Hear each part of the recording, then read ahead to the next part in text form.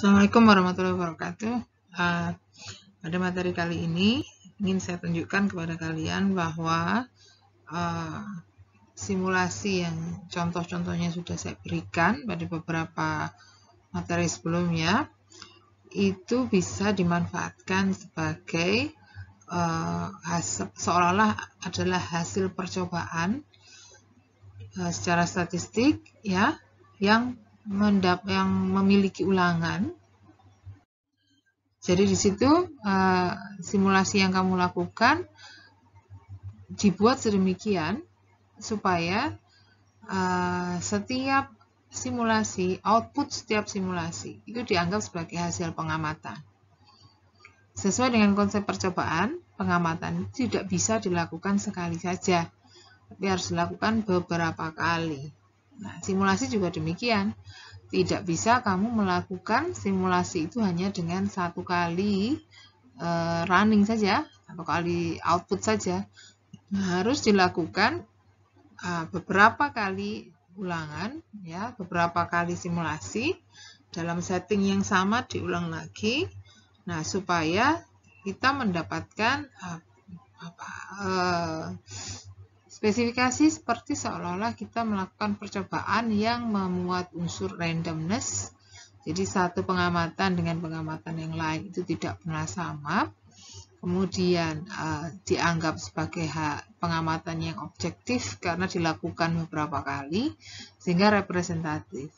Ya, jadi kalau kamu di lab itu juga tidak pernah mencoba melakukan sesuatu perlakuan itu hasilnya diamati sekali saja, pasti dilakukan beberapa kali karena sesuai sifat metode-metode di statistika ya, tidak bisa kamu melakukan menyimpulkan sesuatu hanya berdasarkan pada satu nilai, harus berdasarkan pada nilai beberapa pengamatan atau bisa juga bahasa kita mengumpulkan sampel berukuran N, terus dari N individu-individu itu dicatat atau diamati variabel-variabel yang menjadi tujuan penelitian. Sama di sini juga begitu. Ya. Jadi karena konsepnya simulasi ini adalah menirukan real life, yang hasilnya juga dianggap sebagai percobaan, ya, dia harus dilakukan lebih dari satu kali. Outputnya ini akan menjadi seolah-olah satu output, satu hasil pengamatan. Kalau ulangannya lebih dari satu, berarti kamu memiliki lebih dari satu hasil pengamatan. Nah, sama juga seperti di konsep yang percobaan benar yang bukan simulasi, yang percobaan real, observasi, ya. Hasil pengamatan biasanya dinotasikan sebagai Y1, YI, I-nya 1 sampai N. Tetap asumsi yang dilakukan, yang dibutuhkan walaupun ini kamu melakukan simulasi, ya, jadi kalau percobaan turun lapang, YI, I1 sampai N kan hasil pengamatan dari N individu. Kalau di konsep simulasi, di sini kamu melakukan perhitungan output setiap simulasi. Ya, output pertama sampai output ke N. Simulasinya sebanyak N kali, N kalinya itu seolah-olah ukuran sampel. Asumsinya sama, kalau di percobaan lapang atau di lab, ya, asumsinya Y1 sampai YN itu memiliki sebaran yang sama dan saling bebas. Bahkan ada yang nanti dibawa ke teorema limit pusat, tergantung operasi hitungnya ya. Kalau operasi hitungnya penjumlahan, jumlahnya itu nanti bisa dianggap memiliki sebaran normal walaupun ini tidak. Secara individu mungkin bukan, ya. Itu juga berlaku di sini. Jadi nanti di materi ini sampai dengan minggu depan ya, saya akan menunjukkan kepada kalian simulasi itu bagaimana konsep penciptaan ulangannya. Ya, supaya output dari simulasi per ulangan, setiap ulangan juga akan memenuhi syarat yang kita pakai sewaktu kita melakukan analisis pada hasil percobaan, yang Y1 sampai YN memiliki distribusi yang sama dan masing-masing saling bebas. Oke. Secara khusus nanti di sini saya pakai contoh antrian single server, tapi konsep ini tidak hanya tertutup, hanya berlaku di sini, tapi berlaku pada simulasi apapun.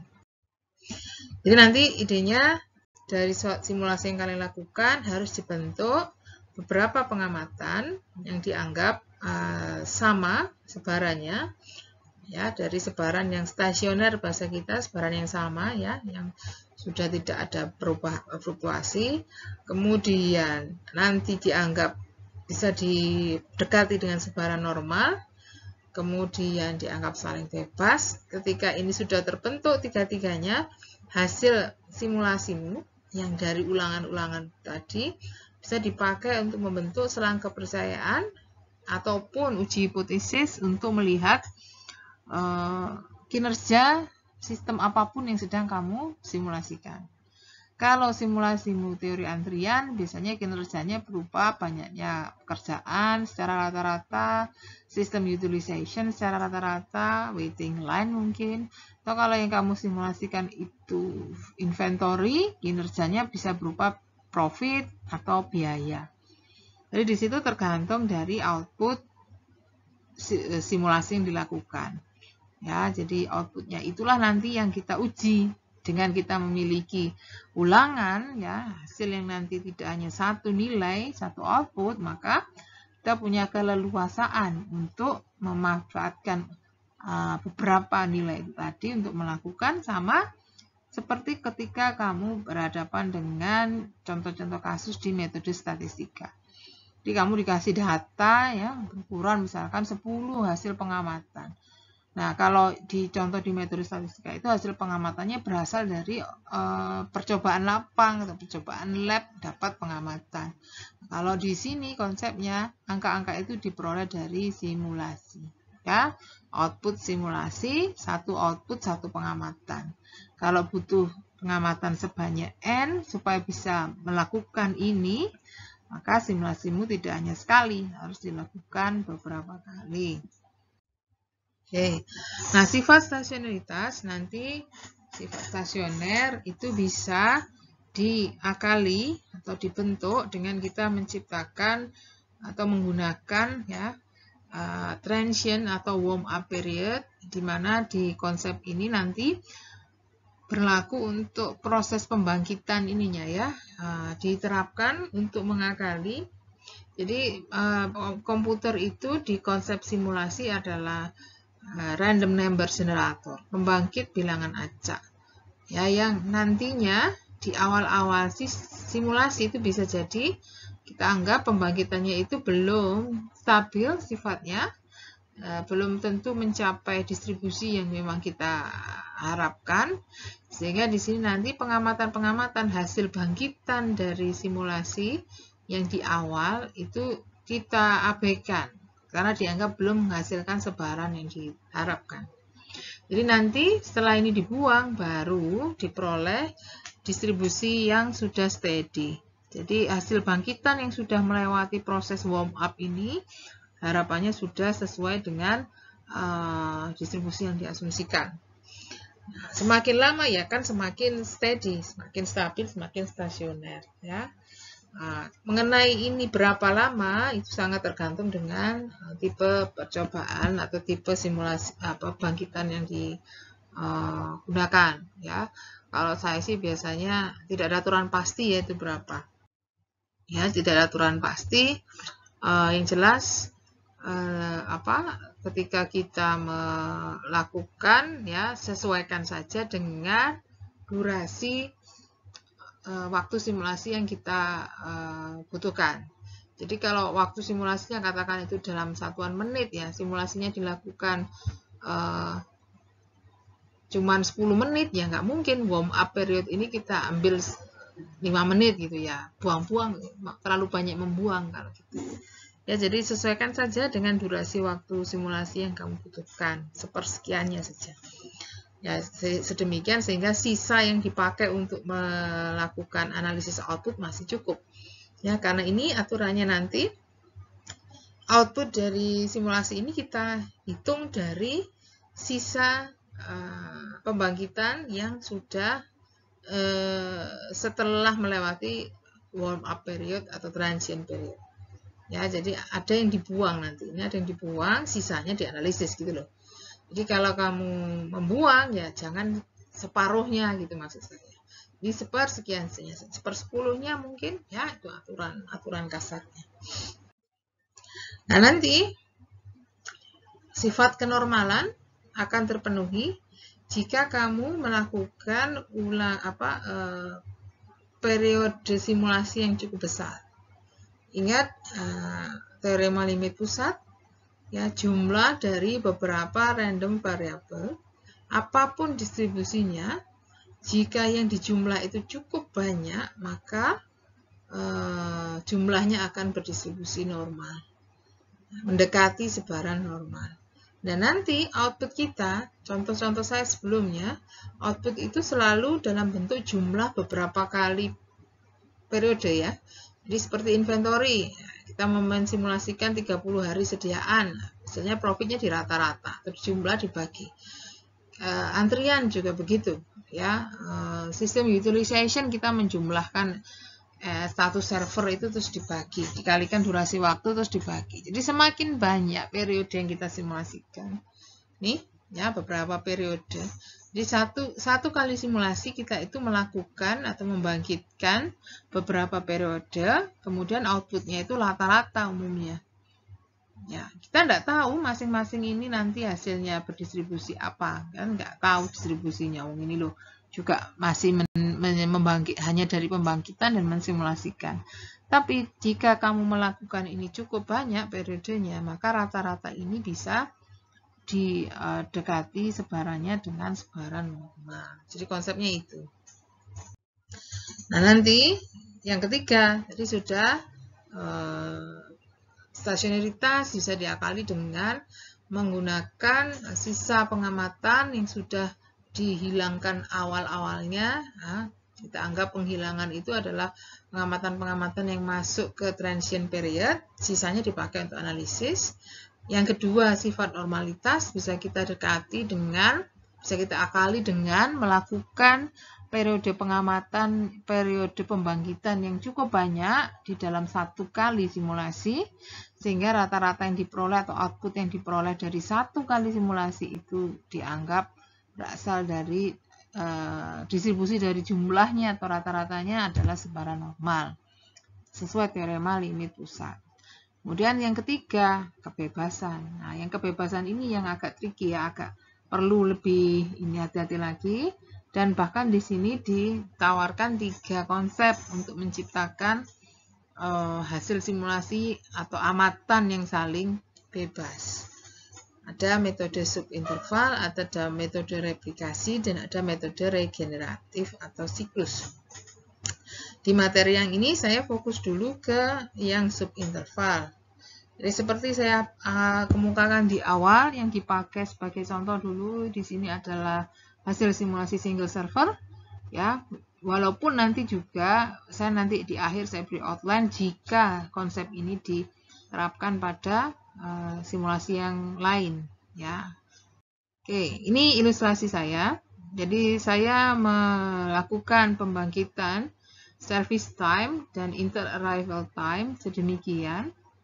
Kemudian melakukan mengikuti algoritma yang sudah pernah saya jelaskan, yang diagram alirnya sudah pernah saya tunjukkan ke kalian, untuk menghitung menentukan tipe kejadiannya apa, kapan itu terjadi, banyaknya pekerjaan di dalam sistem untuk setiap waktu ini, menghitung SS, waiting line, menghitung ATDT itu sudah saya lakukan. Yang ini hanya saya record, tapi hanya saya record 3 besaran, event type, kapan, dan banyaknya pekerjaan di dalam sistem saat itu. Yang hasilnya saya buat seperti ini di dalam grafik. Ya, pembuatan grafik ini nanti ada triknya dengan Excel. Ya, akan saya sampaikan pada sesi diskusi bagaimana caranya. Oke, yang pertama, ya, contoh. Ini 0 ini biasanya kan inisialisasi, ya, di contoh sebelumnya. Nah, di sini kejadian pertama baru ada pada menit ke-1, ya, menit ke-1. Menit ke-1 sebanyak 1 pekerjaan datang. Kemudian pada menit kedua, ini menit kedua, ada 1 pekerjaan lagi. Nih, arrival kedua datang di menit kedua, sehingga di menit kedua ini, atau jam, ya istilah saya di sini, jam kayaknya. Di jam kedua ini banyaknya pekerjaan naik 1 menjadi 2. Nih, 2. Posisi 2 pekerjaan ini bertahan ya sampai menit ke-6. Jadi di menit ke-6 baru ada 1 pekerjaan lagi yang menghasilkan 3 pekerjaan, karena yang 2 pertama ini tadi belum ada yang selesai ya. Jadi 2 sampai 6, ini 6. Posisi 6 ini nambah 1 lagi. Nah, sampai jam ketiga ini sudah ada jam ke-6 ini ada 3 pekerjaan. Baru event keempat departure terjadi pada jam ke-9. Ini orang yang pertama masuk di menit atau jam pertama ini nanti baru selesai jam ke-9. Ya, dia datang di sini, baru keluar di sini. Nih, yang menyebabkan grafik saya ini menurun 1 unit di jam ke-9. Oke, pada jam ke-10 ada lagi yang selesai, ya, turun lagi tinggal 1. Pada jam ke-11 ada lagi yang selesai, turun lagi sampai level 0. Nih, 9 tinggal 2. Jam ke-10 tinggal 1, jam ke-11 habis. Nah, di sini kayaknya ada break gitu ya. Jadi pada jam ke-11, 14, baru di sini yang 11, 12, 13, baru di 13 ini baru ada pekerjaan lagi. Nah, ada pekerjaan berikutnya datang, 1, nih, ke-14 nambah lagi 1, 15 nambah lagi 1, bahkan sampai menit jam ke-16 ini masih terus berdatangan, 4 berturut-turut. Jadi 1, 2, 3, 4. Jadi sampai 4 numpuk. Nah, tapi baru setelah itu 17 berkurang 1, tinggal 3. Agak lama ini, 19 berkurang lagi 1, 19 berkurang lagi tinggal 2. Di menit 20 berkurang lagi 1, tinggal 1. Kosong pada menit ke-23. Kosong dan seterusnya ya yang belakang. Nah, ini adalah grafik yang menunjukkan banyak pelanggan seiring waktu ya. Nah, nanti ini sumbu waktu dan ini banyaknya pekerjaan atau banyaknya pelanggan ini saya pakai untuk mengilustrasikan bagaimana kita membuat pengamatan yang saling bebas untuk ulangan tadi. Ini kan sekali jalan ya, simulasi ini jalan sekali ya, dengan konsep dengan algoritma yang sudah pernah saya jelaskan, di running sekali aja. Ini saya berhenti di 35 ya, tapi kalau kamu mau kan ini bisa terus sampai beberapa jam simulasi. Ya, ini nanti mau dipecah-pecah supaya menjadi seolah-olah melakukan simulasi yang beberapa kali, tidak hanya sekali simulasi, tapi dari hasil sekali ini seolah-olah dipecah-pecah menjadi beberapa simulasi, dan hitungan outputnya kalau yang saya contohkan di materi simulasi antrian SQL Server, outputnya kan global secara keseluruhan. Nanti di sini outputnya akan ada beberapa akibat pembagian ini tadi menjadi beberapa ulangan. Jadi contohnya ini, nanti ini saya menganggap T-nya tadi itu 35 jam mulai 0 sampai sumbu yang paling akhir tadi kan 35. Kemudian saya menggunakan warm up period atau transient period yang hanya 5 jam ya, masih masuk akal, sisanya masih cukup untuk dilakukan, untuk dijadikan bahan analisis. Kemudian sisanya berarti masih ada 30 jam ya, 30 jam, dari 30 jam ini nanti saya bagi 5. Saya penggal-penggal supaya ada 5 ulangan. Lihat dari 30 sisa periodenya, 30 jam sisa dibagi 5 supaya ada 5 ulangan. Berarti masing-masing periode atau masing-masing ulangan, masing-masing ulangan, bahasa kita ulangan ini batch ya, pengamatan ulangan batch itu adalah penggalan yang durasinya 6 jam. Ya, nanti banyaknya pekerjaan di dalam sistem ini akan dibagi-bagi sesuai skema ini. Oke, coba dilihat lagi. Jadi, yang di running mulai 0 sampai 35 ini, saya tunjukkan di gambar dulu aja.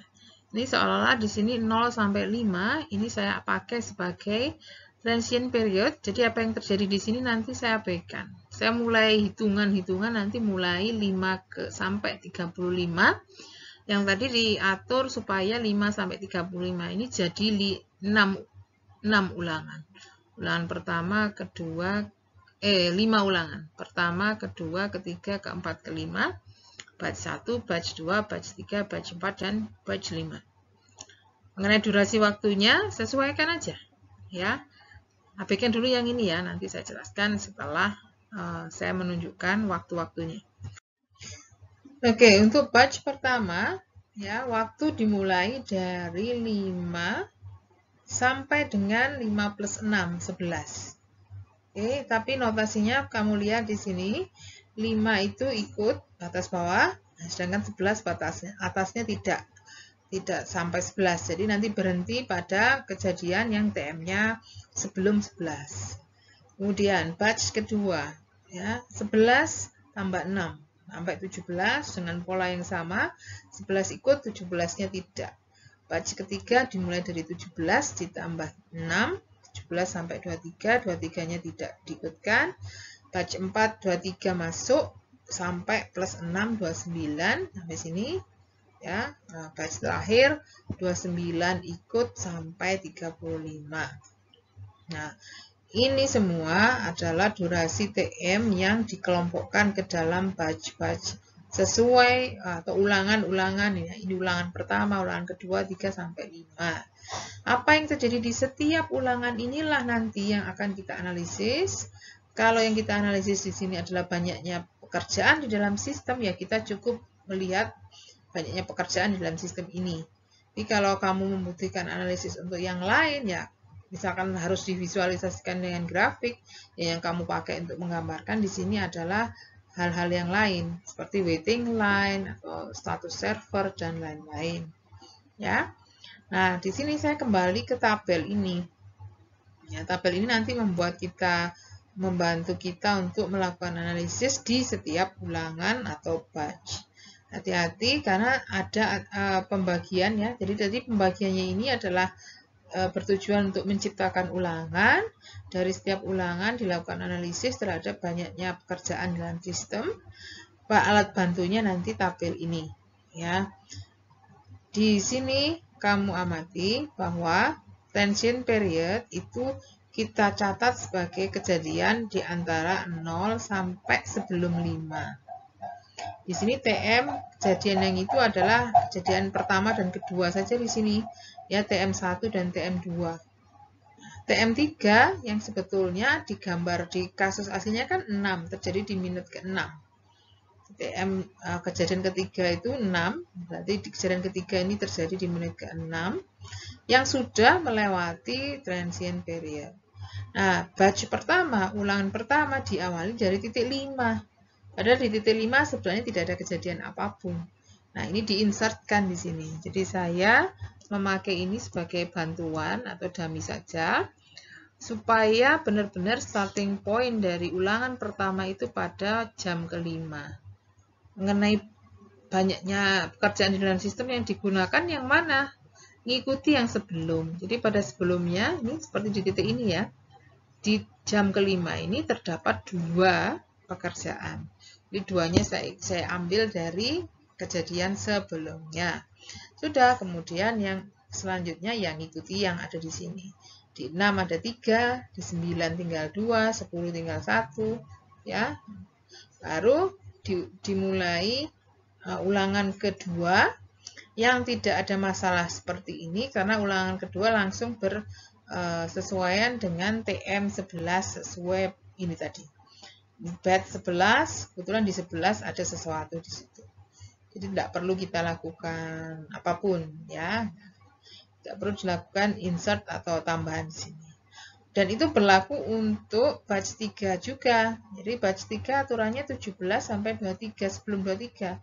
Pas di 17-nya ada kejadian departure ini berhenti di 20 karena sebelum 23.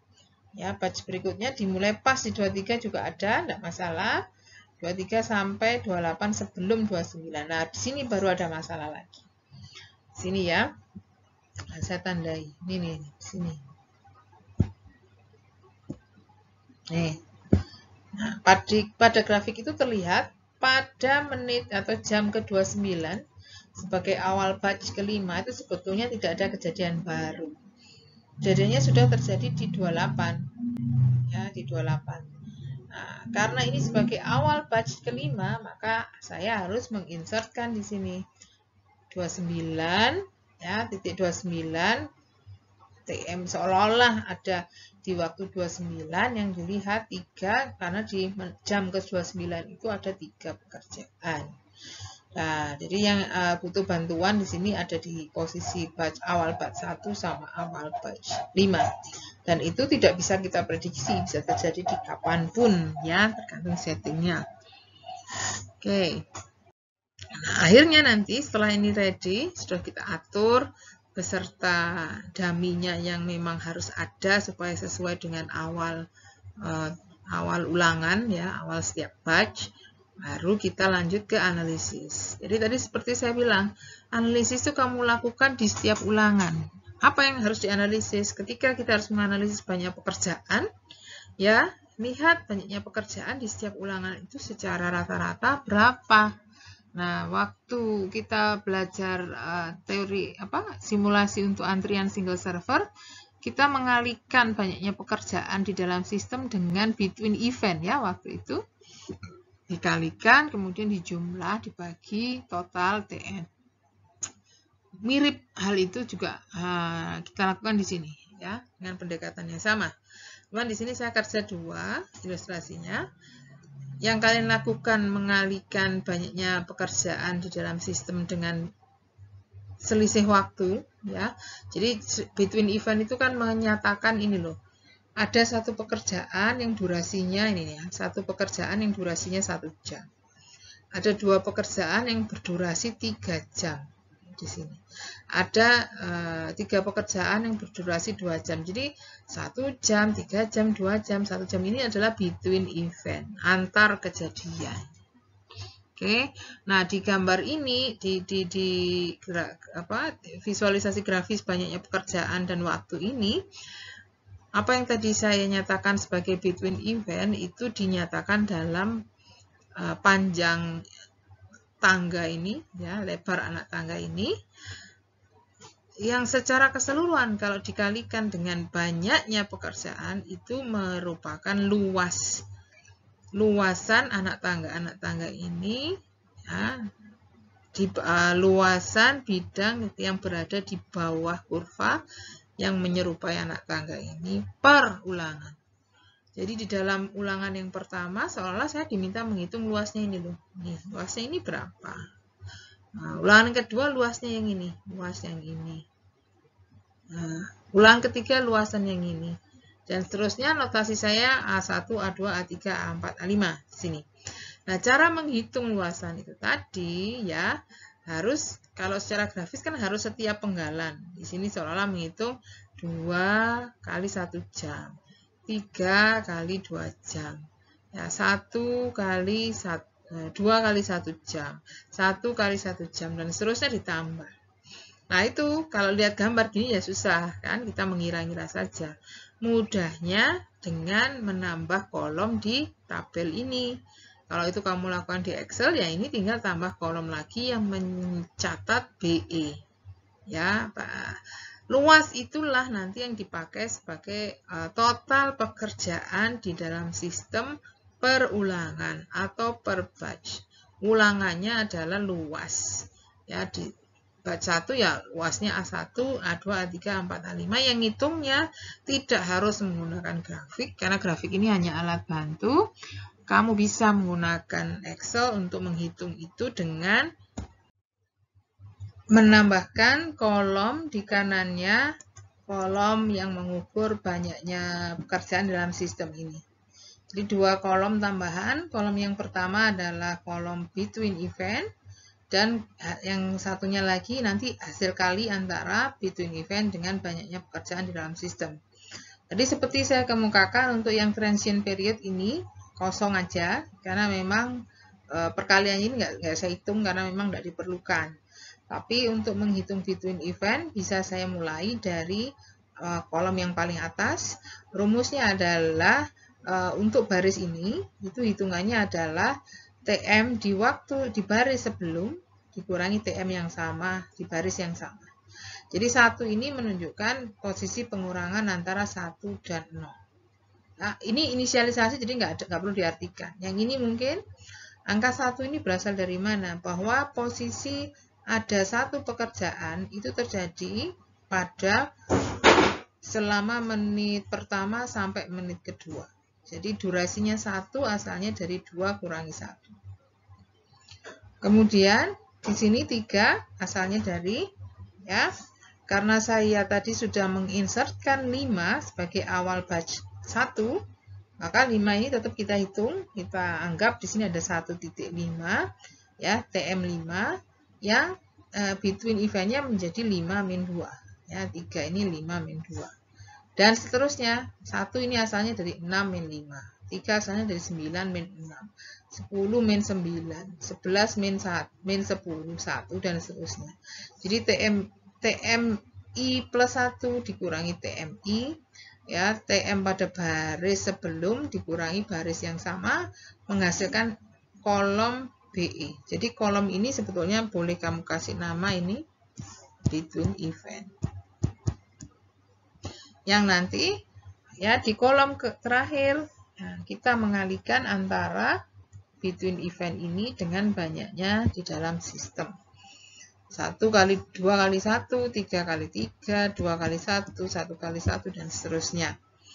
Yang akan setara dengan luas. Jadi misalkan, ini tadi luasan A1 ini, ilustrasi saya tadi kan ada tinggi 2 selama 1 menit. Nah, 2 kali 1 ini 2 kali 1.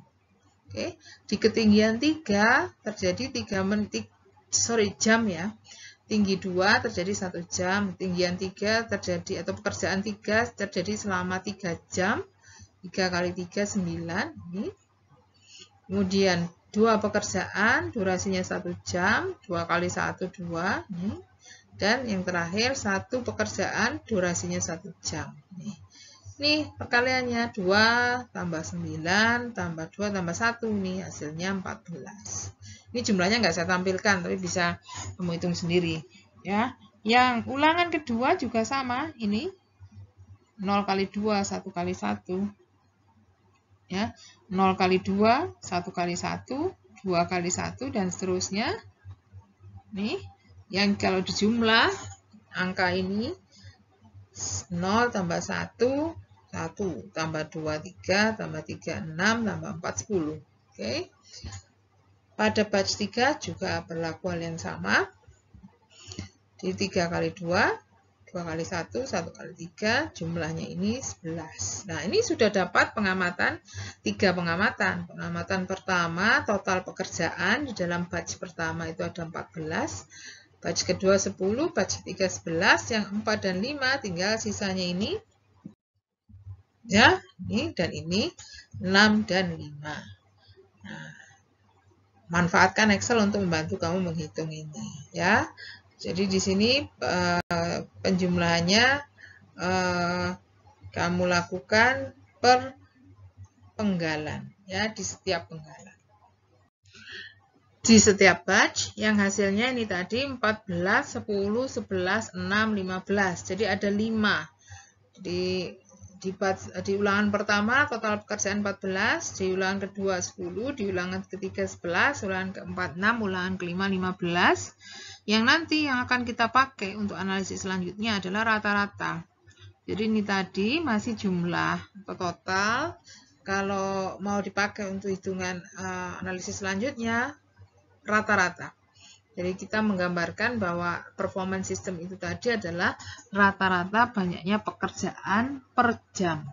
Jadi di sini karena satu ulangan ini durasinya 6 jam, maka perlu kamu lakukan pembagian setiap total ini dengan 6 durasi waktunya tadi. 14 bagi 6, 10 bagi 6, 11 bagi 6, dan seterusnya sehingga didapatkan Q-bar yang menunjukkan rata-rata pekerjaan per jam. Untuk ulangan pertama hasilnya 2,33, ulangan kedua 1,67, ulangan ketiga 1,83, ulangan keempat 1, dan ulangan kelima 2,5. Secara keseluruhan, ini kita sebut sebagai hasil pengamatan. Ini ya, ini hasil pengamatan di ulangan pertama, ulangan kedua, sampai ulangan kelima. Seolah-olah kamu mempunyai sampel berukuran 5 dengan angka 2,33, 167, 1,83, 1, dan 2,5. Seperti ketika kamu melakukan analisis statistika deskriptif, angka-angka ini tidak bisa dibiarkan begini saja, harus ada rangkumannya. Nah, rangkumannya di sini disebut sebagai rata-rata sampel. Nah, berhubung ini tadi per pengamatan notasinya sudah ada bar di atasnya, kalau di rata-rata lagi saya kasih double bar di sini. Rata-ratanya gimana? Biasa, hitung rata-rata ya. Ini semua dijumlah karena ada 5 pengamatan, N-nya 5, ya sudah jumlah dibagi 5. Ini disebut sebagai rata-rata sampel atau bahasa kita ya dari 5 ulangan, rata-rata banyaknya pekerjaan per jam itu 1,87. Oke. Yang nanti dihitung juga ragamnya. Jadi rata-rata sampel ini tadi 1,87, hitung ragam, hitung dengan rumus ragam biasa, ya hasilnya ini 0,59. Ya, hitung ragam biasa. Jadi datamu itu ini loh sekarang. Kalau kemarin datanya mungkin didapat dari percobaan lapang, pengamatan lapang, ini angka-angka ini diperoleh dari simulasi. Tapi pada dasarnya sama, seolah-olah kamu punya 5 angka hasil pengamatan yang bisa dihitung rata-rata dan bisa dihitung ragam. Akarnya namanya simpangan baku. Oke. Tapi nanti untuk menghitung uji hipotesis atau selang kepercayaan yang dipakai nanti adalah simpangan baku rata-rata sampel yang rumusnya S per akar N itu loh ya. Jadi ini saya tulis di sini supaya tidak lupa. Yang pertama di sini pembentukan selang kepercayaan. Jadi kalau kamu ingat pembentukan selang kepercayaan itu adalah mu itu posisinya di antara berapa sampai berapa. Ya, di sini saya menggunakan distribusi T, ya, di mana T itu dipakai ketika kamu memiliki sampel ya dengan yang berasal dari populasi dengan ragam yang tidak diketahui. Ragamnya kamu hitung dari pengamatan di dalam sampel. Kasus yang kita hadapi adalah yang itu. Jadi pengamatan ada 5 pengamatan di dalam sampel. Ragam tidak diketahui, ragam populasinya, sehingga ragam diduga dari 5 pengamatan tadi, yang hasilnya 0,59. Rata-rata sampelnya 1,87, simpangan bakunya 0,59, dipakai untuk menghitung simpangan baku sampel, ya dibagi akar, distribusinya ini loh, yang S per akar N itu loh ya. Nih, N-nya 5. Oke, ini rumus selang kepercayaan. Ya, buka lagi metode statistika. Selang kepercayaan yang dibentuk selama ini adalah nilai mu itu terletak di antara yang batas bawah nanti menggunakan kalau T, kita pakai T alfa per 2 derajat bebas kali simpangan baku sampel. Nih. Nah, kalau pakai Z ya di sini Z alfa per 2. Nah, berhubung kita kasusnya yang sigma tidak diketahui, kita menggunakan Z. Alfa nanti berhubungan dengan berapa persen selang kepercayaan. Ya, kalau alfa per 2 berarti selang kepercayaanmu adalah 1 min alfa persen. Kalau mau membentuk selang kepercayaan 0,95, berarti alfa yang dipakai adalah 0,05, alfa per 2-nya 0,025, N punya kita 5, berarti derajat bebasnya N-1 di sini 4. Cari di tabel ya yang berlaku untuk sebaran T pada 0,025 dan derajat bebas 4 nilainya berapa. Cek apakah benar ini. Ya. Kemudian di rumusan yang ini saya menggunakan notasi Q kecil untuk menggantikan mu. Kemudian Ini bukan mu, ini X bar ya, X bar. Selang kepercayaannya bagi mu, tapi yang dipakai di sini adalah X bar. Saya menggunakan Q kecil untuk menyatakan mu. Saya menggunakan Q double bar untuk menyatakan X bar. T-nya pakai yang 3,49. Simpangan bakunya tadi saya pakai simpangan baku sampel yang sudah dihitungkan di sini. Simpangan baku rata-rata yang sudah dihitungkan di sini. Ya. Jadi saya tuliskan di sini, saya perbaiki yang tadi saya nyatakan padanannya untuk rata-rata ya. Jadi kalau mau nuliskan selang kepercayaan untuk mu, bunyinya biasanya mu ada di tengah kurang dari yang di sini X bar, min yang di sini X bar plus min-nya ya T kali S per akar N. Di sini plus T S per akar N, T-nya alfa per 2 dengan derajat bebas tertentu. Di punya kita tinggal diganti mu dengan Q rata-rata dengan Q double bar. T sudah dihitungkan, dicekkan nilainya T 0,025 pada derajat bebas 4, angkanya 3,49. Satunya minus, satunya plus. Ya, hasil perhitungan Q bar double bar ini 1,87 dikurangi ini hasilnya 0,94, yang 1,87 plus 3,49 kali simpangan baku S per akar N-nya ini hasilnya 2,79. Jadi ini mestinya 3,49 kalikan 0,264 yang ini.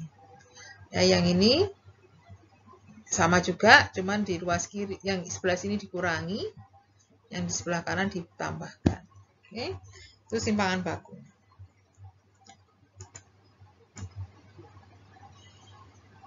Dan hasilnya berarti selang kepercayaan yang menunjukkan banyaknya pekerjaan di dalam sistem itu dapat diyakini 95% terletak di antara 1 sampai 3 kira-kira. Jadi 0,94 ini kalau dibulatkan ke atas 1, 2,79 bulatkan ke bawah misalkan 2. Jadi di situ pakai pembulatan terdekat saja. Jadi 95% kemungkinan dibulatkan ke atas ya, ini sama-sama ke atas, maaf. Ini 0,94, yang ini 2,79 dibulatkan ke atas 1, ini dibulatkan ke atas 3. Jadi terdapat 95% kemungkinan banyaknya pekerjaan di dalam sistem tadi itu antara 1 sampai dengan 3. Oke.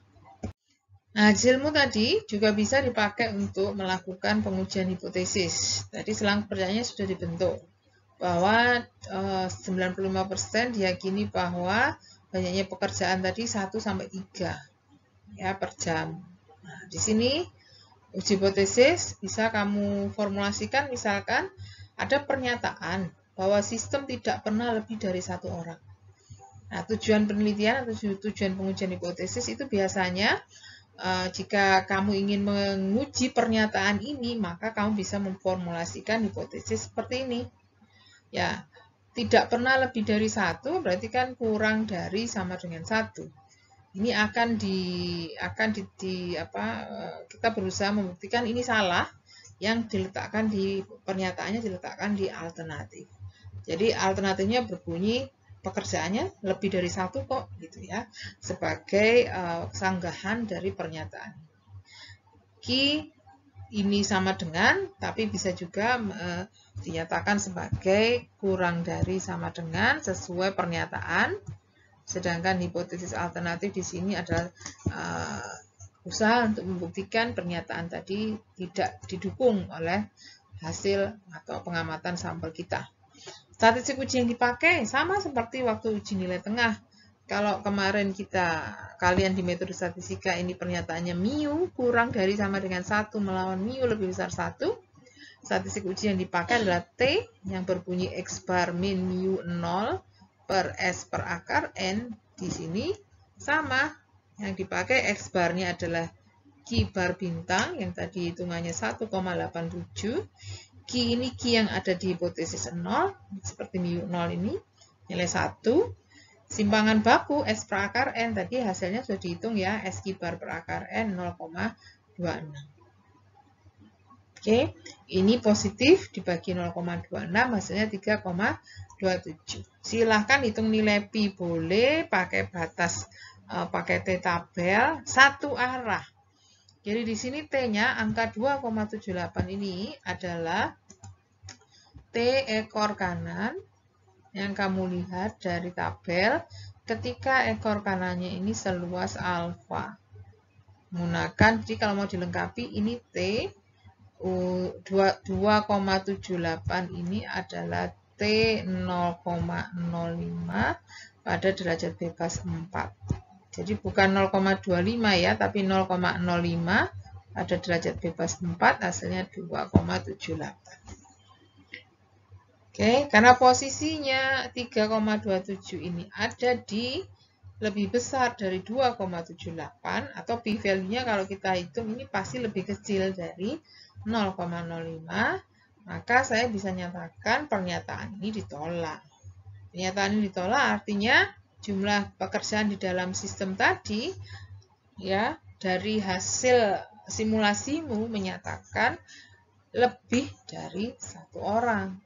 Cocok juga dengan selang kepercayaannya tadi. Selang kepercayaan tadi kan menyatakan selalu di antara hampir 95% dinyatakan terletak di antara 1 sampai 3. Tidak pernah kurang dari 1. Oke. Nah, jadi kesimpulannya di sini saya tandai bahwa statistik uji menyatakan bahwa pernyataannya salah, H0 ditolak, ya lebih dari 1 yang cukup bukti untuk menyatakan bahwa seringnya lebih dari 1, ya.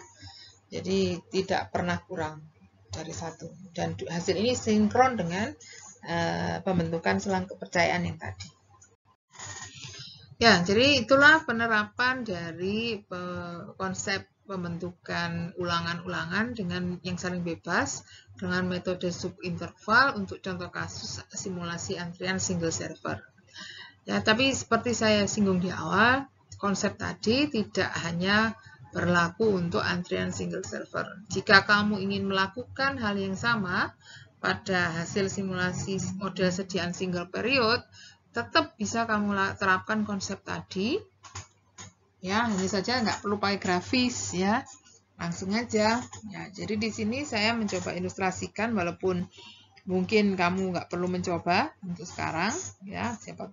Ini perlu diingat bahwa sudah ada keputusan gimana yang meminimumkan biaya.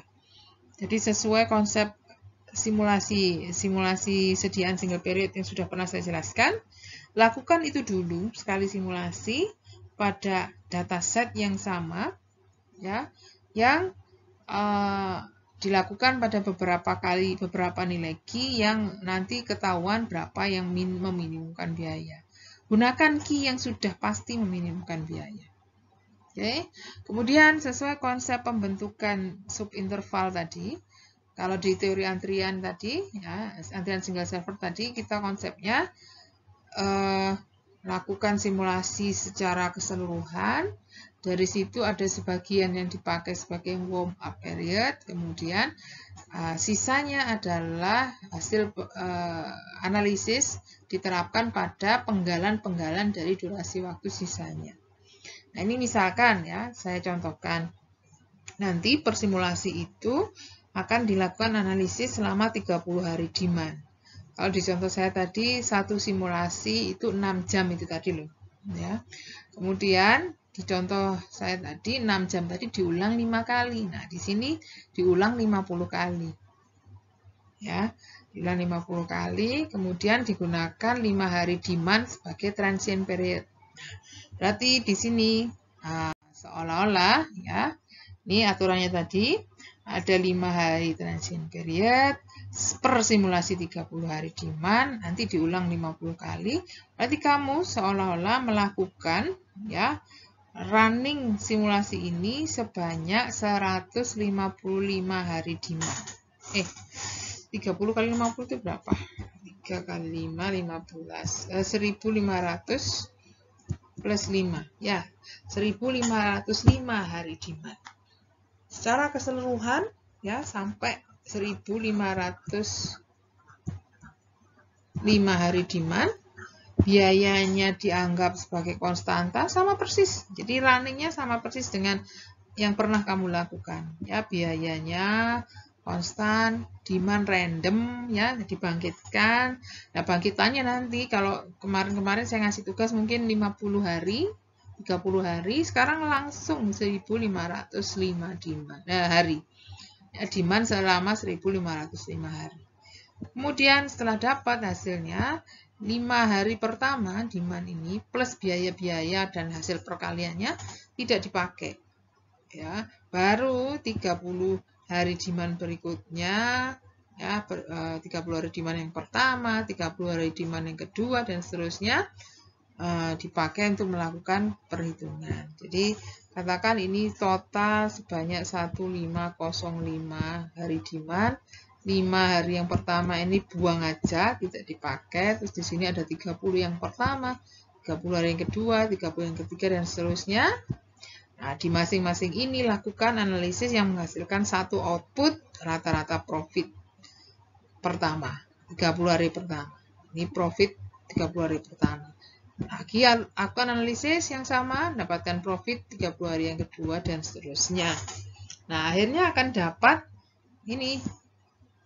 Akan diperoleh 50 ulangan profit rata-rata profit 30 hari sebanyak 50 kali. Oke. Jadi kamu akan mendapatkan 50 rata-rata profit dalam kurung profitnya ini dari 30 hari. Oke. 50 rata-rata itu tadi dipakai untuk menghitung rata-rata umum, ragam ya.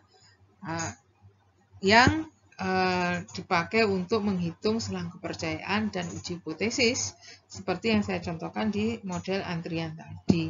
Jadi kamu seolah-olah dapat profit 1 sampai profit 50 ya, profit 30 hari selama ulangan pertama sampai ulangan 50. Datamu sekarang ini. Hitung rata-rata, hitung simpangan bakunya, kemudian dari sini pakai untuk pembentukan selang kepercayaan. Jangan lupa ini nanti simpangan bakunya juga dibagi. Kalau 50 sih sebenarnya bisa dianggap sebagai pendekatan normal ya. Nggak usah pakai T juga boleh. Tapi jika pakai T ya bisa saja. Nanti ini tetap hitungannya harus ada SP per akar N ya. Supaya nanti selang kepercayaan itu terbentuk dari P bar plus minus T ya S simpangan baku per akar N-nya. Itu kalau selang kepercayaan. Kalau uji hipotesis ya tergantung hipotesis apa yang akan diuji. Ya, jadi di situ konsep yang sama bisa diterapkan pada model simulasi yang lain. Di konsepnya running beberapa periode, dari situ ada yang dihilangkan untuk transient, sisanya dipenggal-penggal sesuai kebutuhan mau dibentuk berapa kali ulangnya. Oke, jadi dari saya itu dulu. Silahkan disimpan pertanyaan yang mungkin muncul, bisa disampaikan nanti di sesi diskusi. Oke, atas perhatiannya terima kasih. Assalamualaikum warahmatullahi wabarakatuh.